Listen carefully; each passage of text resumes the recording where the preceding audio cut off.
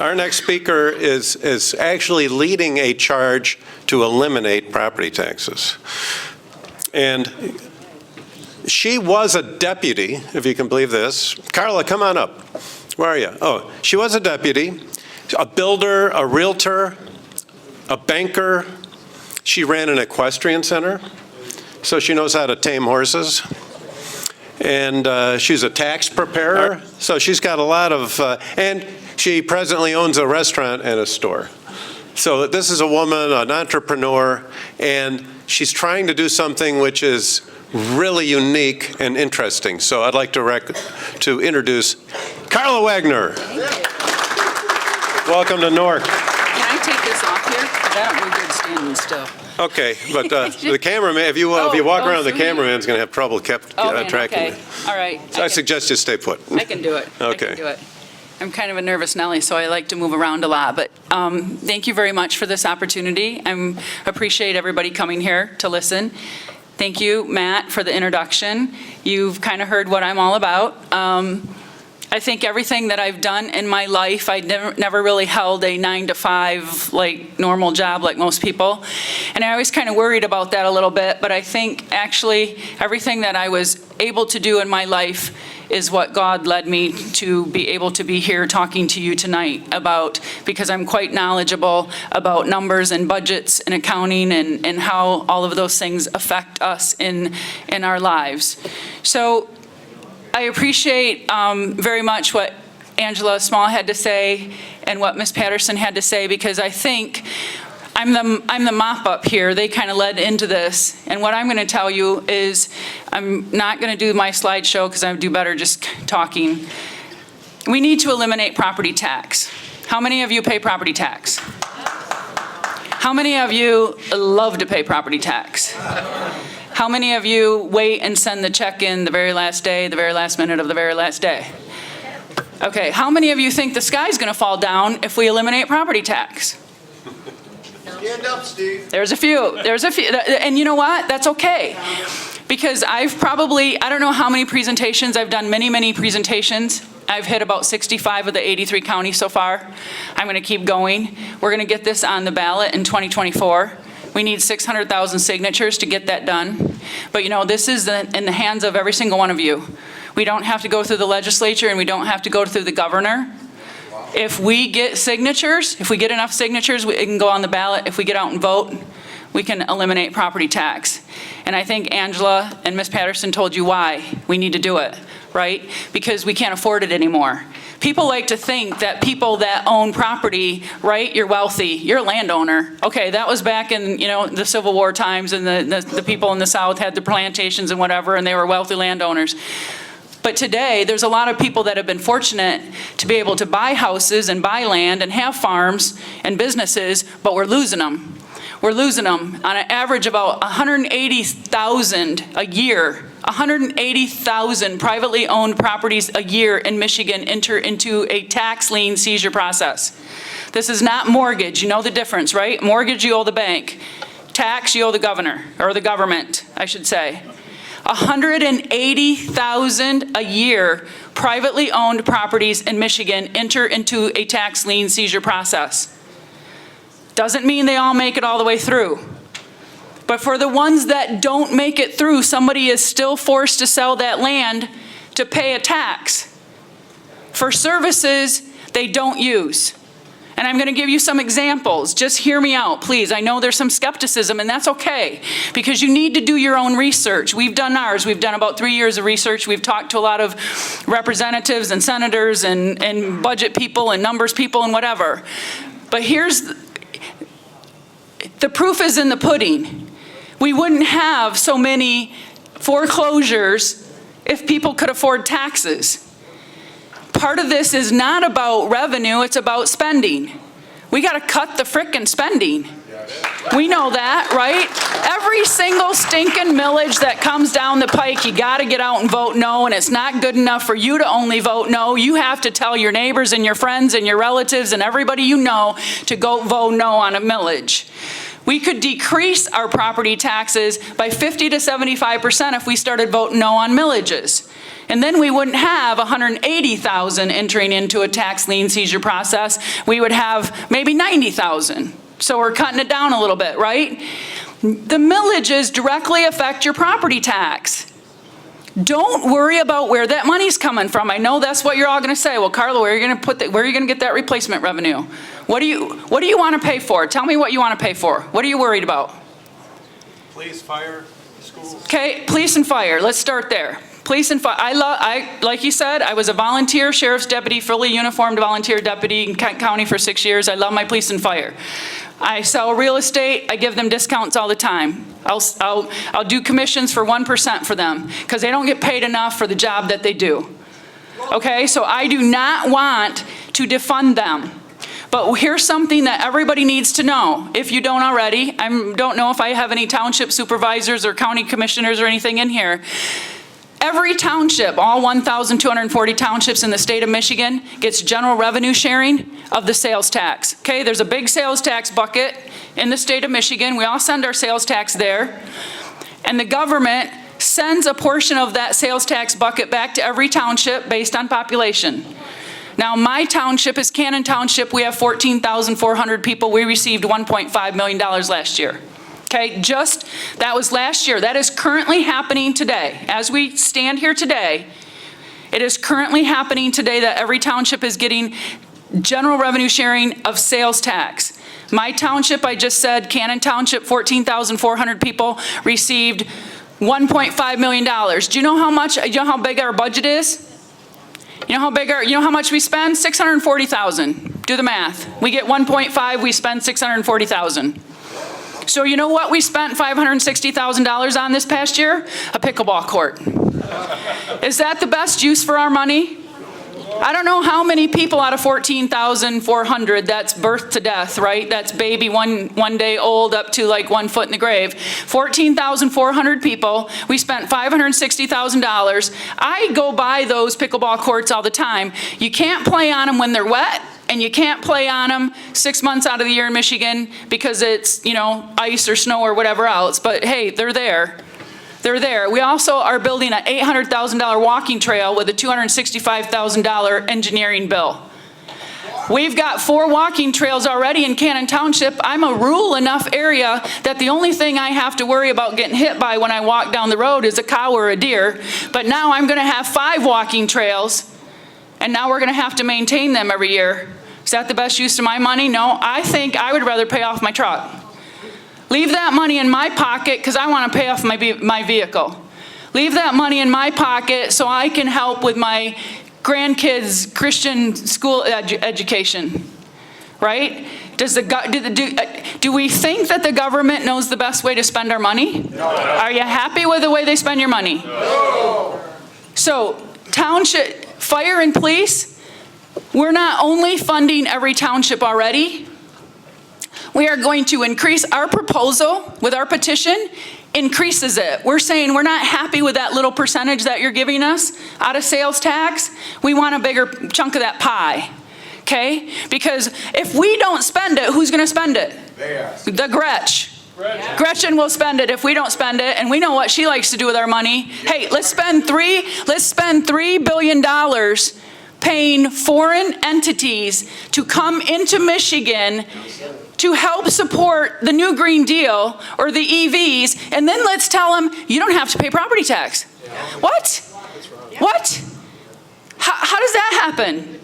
How many times has she done that here in Michigan?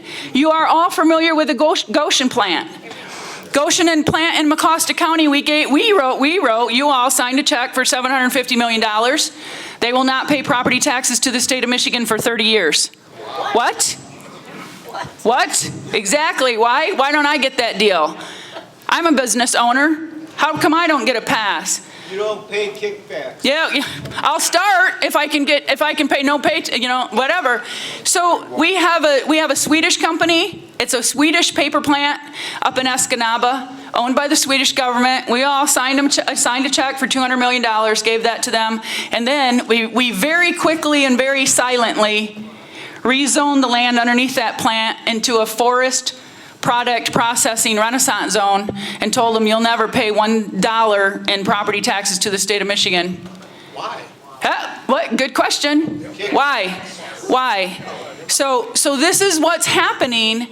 What if we had no property tax at all in Michigan? Wouldn't companies come here without us having to pay them to come here? And if there was no property tax, wouldn't every business get the same deal and we would have a level playing field?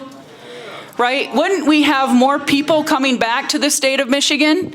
Yes. Because they would come back because there's jobs and there's no property tax.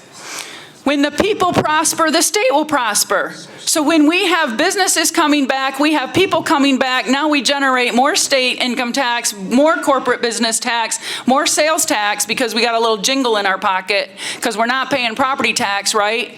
You can send your kid to community. Hey, Gretchen just said she wants everyone to go to community college for free. We know it is never free. Who pays it? Property tax. You guys all pay, you're paying it. Right? Well, you know what? If there was no property tax, a parent could afford to send their kid to community college and not charge me. I wouldn't have to pay anything because they could afford it themselves by not paying property tax. Okay? So what we have to do, the whole purpose behind our petition is to stop the government from being able to seize our property because we're losing it. And you saw what Angela was saying. You saw what Angela said. If we own no property, we will have no rights.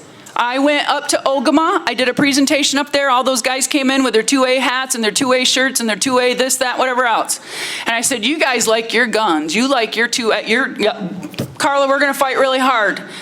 We're going to fight really hard to save our Second Amendment, our gun rights. And I said, well, you better fight 100 times harder to maintain private ownership of land, because once you become a tenant of the government, you will not have a gun. You will not have, they won't even have to take your Second Amendment away. When you get kicked out of your house due to high property taxes, where are you going to go? Where do you go as a senior? My mom and dad are 84, 85 years old. They're basically homebound. They don't go to the library, the zoo, the museum. They don't use transit. They don't play ice hockey. And yet they have to pay for all of those services. And which one of those millages is going to be the one that tips them over the edge? Which one is going to force them to sell their house, the family farm? Which one? We don't know, but it's going to be one of them. And when they sell, where are they going to go? Because if they can't afford the house that they've been living in for 40 some years, with the taxes going up a little bit because of the Headley, right? If they can't afford that, how are they going to be able to afford to sell that and buy something and then pay those taxes at today's rates? They're not going to. How many seniors aren't being forced to sell their land or their home, right? If you have a grandparent or a parent that owns a piece of property and now they have to sell that property because they can't pay property taxes, there goes your inheritance, right?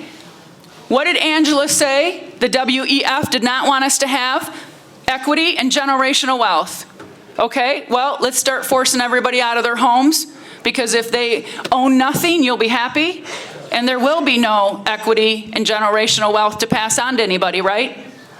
As a real estate agent, I don't think I've sold a house to anyone under the age of 35 in the past 5 years. Why?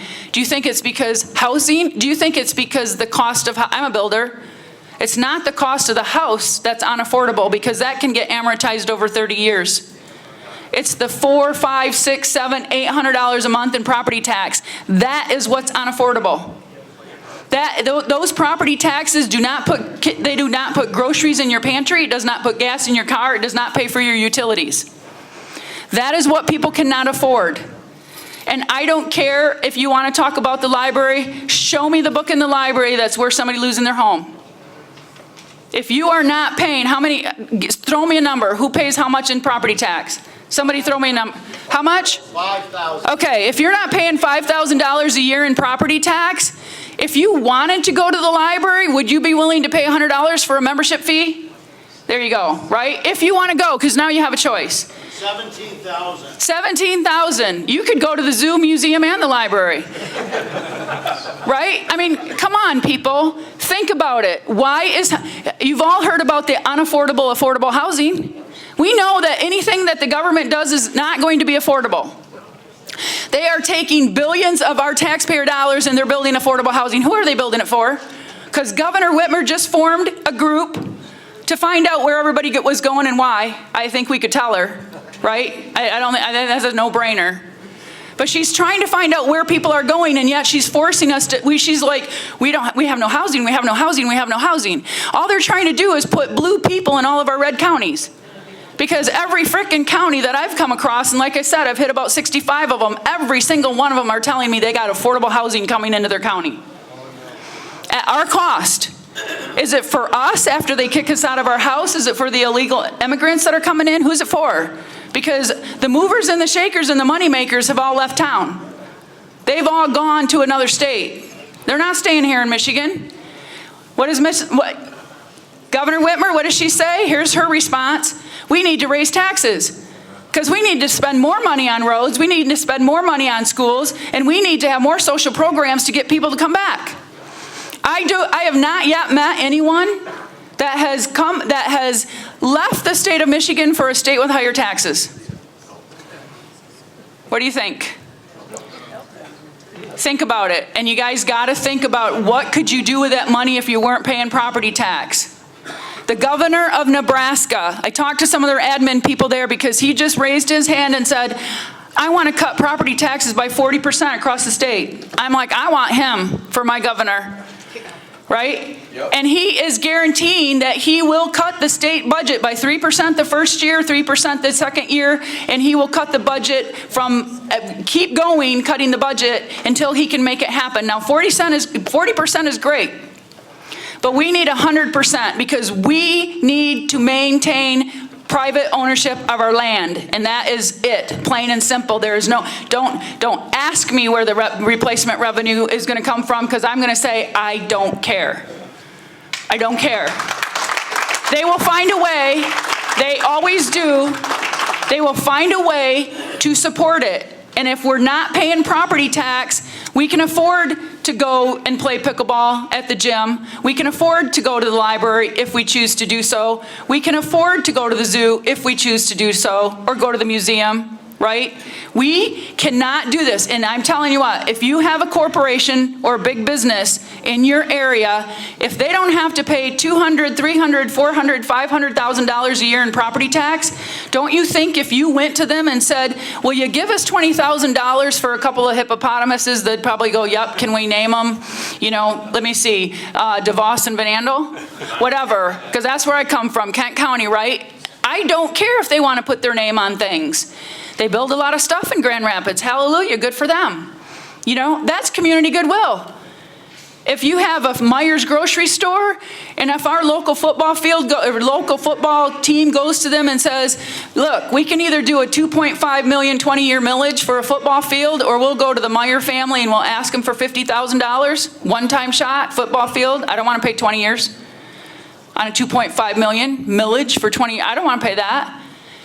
Go to Mr. Meijer. If he doesn't have to pay $265,000 for each one of his stores, I bet he'd give you $50,000 for a football field because it's community goodwill, right? We are getting taxed to death, people. And you know what? All of those things that you think about replacement revenue, we've got an answer for them. It's all in the proposal. Let me tell you this, all of those local millages for your schools. We got local, what do you got, Oakland here or something like that? I have Rockford Public Schools, all of those millages on your property tax bills, that money does not educate the kids. Do you realize that?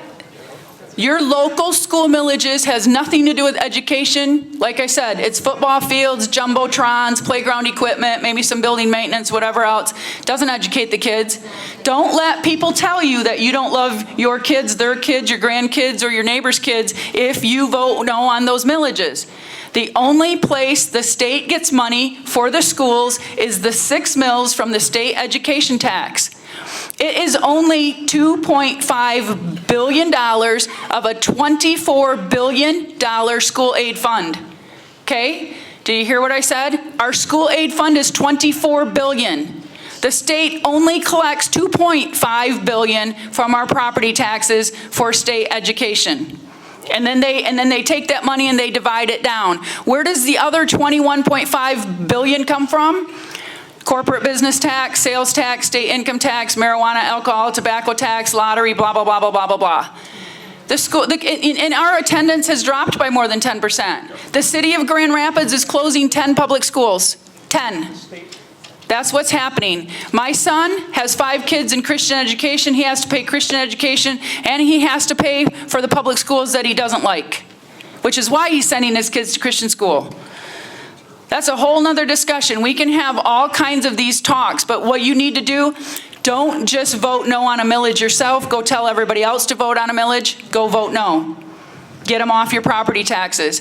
We've just had some issues. I see Matt's here. He's wanting me to tie this up. We've just been to the Board of Canvassers. We've had a struggle, major struggle with them. We've been going there every month since September. December, they canceled the meeting on us. We're still going to go forward with our petition. They do not want to see our petition out there on the streets. They don't want to give you folks an opportunity to sign our petition. They're scared to death of this petition because they're scared to death of losing their way of life. But you're gonna lose yours. You're gonna lose your way of life just so they don't lose theirs. That's what it comes down to. We need 600,000 signatures in 180 days. We need funding to help us print the petitions. We know we're gonna have a lawsuit because they've already promised us that. So we just need to get ready. We need all of your help. We've got some information up there at the table. I've got some graphs. I've got my tax bills up there if you want to take a look at those, and I can kind of walk you through where some of this other replacement revenue can come from if we need to. But thank you very much for this opportunity to talk to you and let you know what we're doing. The main thing is let's maintain private ownership of our land and maintain our state, ownership of our state, ourselves. Thank you. Karla Wagner.